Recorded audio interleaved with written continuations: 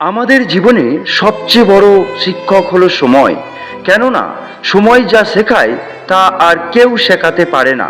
একটা জিনিস লক্ষ্য করে দেখবেন, আমাদের জীবনটা সায়েন্সের মতো। যত এক্সপেরিমেন্ট করবেন রেজাল্ট তত বেটার হবে।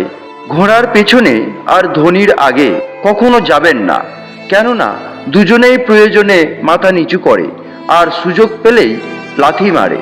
আপনি যদি খুশিতে থাকতে চান তাহলে চুপচাপ থাকুন, কারণ বোবার কখনো শত্রু থাকে না। সঠিক সিদ্ধান্ত নেওয়া বড় কথা নয়, সেটাকে সঠিক রূপ দেয়াই বড় কথা। মানুষের মনুষ্যত্ব তখনই শেষ হয়ে যায় যখন অন্যেরা দুঃখে হাসে আর বিপদে সাহায্য করতে চায় না।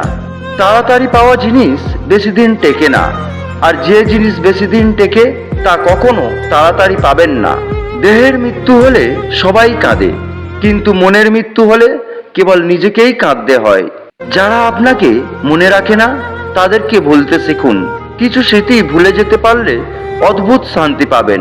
পেট ভরে গেলে মানুষ যেমন আর খেতে চায় না, ঠিক তেমনি প্রয়োজন ফুরিয়ে গেলে মানুষ আপনাকে কাছে আর রাখতে চাইবে না।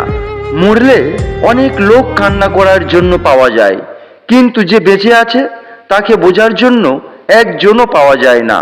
কিছু কিছু সময় আমরা এতটাই কষ্ট পাই যে মনে হয় ঈশ্বর আমাদের সাথে খুব খারাপ করছে, কিন্তু আমরা কখনো এটা বোঝার চেষ্টা করি না বা ভাবি না যে ঈশ্বর যা করেন মঙ্গলের জন্যই করেন।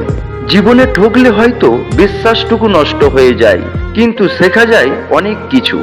সংগ্রাম করা বাবার কাছ থেকে শেখো, আর সংস্কার শেখো মায়ের কাছে।